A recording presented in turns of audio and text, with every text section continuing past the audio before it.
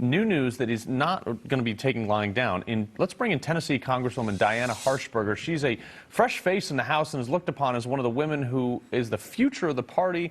Good morning, and thank you for joining us. What do you make about this new gun control push from Joe Biden? I don't think it's going to stick.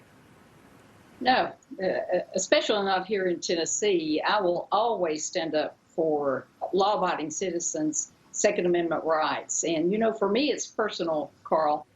I had to deal with being robbed at gunpoint at my family's pharmacy years ago. And, you know, the only thing that stopped them was the fact that we had a gun. Mm-hmm. And people have to realize that guns don't kill people. People kill people. Mm-hmm. And to try to take our Second Amendment rights away is unconscionable, and I won't stand for it.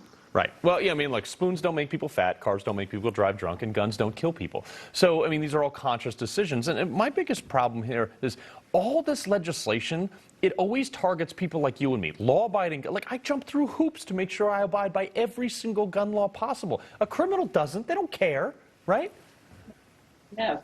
You know, if you look at statistics, 75% of people who are criminals and who have gotten a gun got it illegally. Either they stole it or got it from someone that they should never have been in touch with. Mm-hmm. So that's your numbers.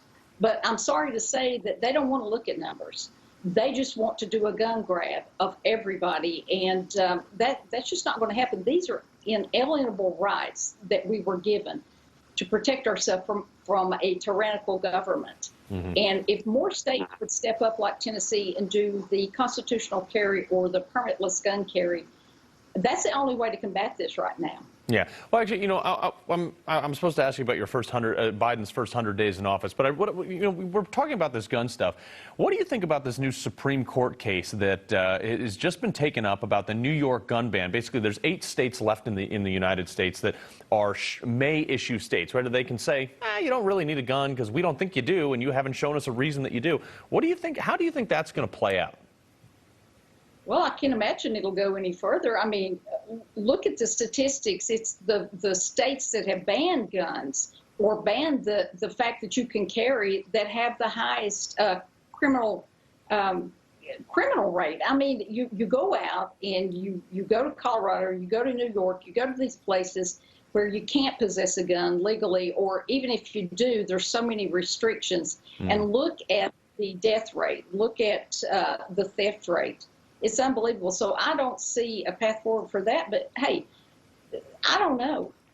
You know, things have gotten crazy here recently, and I feel like, you know, I have to be a voice for America to stand up and say, these are your freedoms that are under siege, and we're not going to let it happen, you know. And I wish more Republicans would stand up and support that. Yeah, no, and you were talking about the data earlier. You know, America is in the top of the bottom half of violent crime and gun crime worldwide. However, if you remove D.C., Baltimore, New York, L.A., and Detroit, all Democratic bastions of their stupid policy, we are in the bottom 10% of violent crime nation or globally. I mean, it's almost like data doesn't matter to these people. All right, so you were voted into office last year with a number of conservative women. How do we continue to build this party? Because I think the increase of the women vote and the increase of women representation in Congress is very important.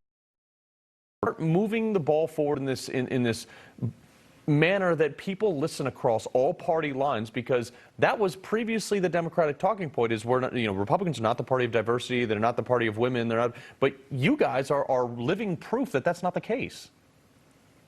Absolutely. You know, nobody recruited me. I saw what was happening in America, and I said, no more, no more. I'm going to stand up and raise my hand and say, pick me. And it's the same case. You know, people can't be intimidated because they've never been in politics, because they're afraid of what somebody will say about them. Believe me, they're going to say things about you that aren't true. But you just have to get the gumption, and you have to have the backbone to say, I don't care. And here I go. And that's exactly what I did. And that's exactly what a lot of my colleagues have done. We are a force to be reckoned with. Conservative Republican women are alive and well, just so your viewers will know. And we do have a backbone. I like it. And here at Newsmax, we love people with backbones. So Diana Harshbarger, Congresswoman from Tennessee, thank you very much for joining us. We appreciate it.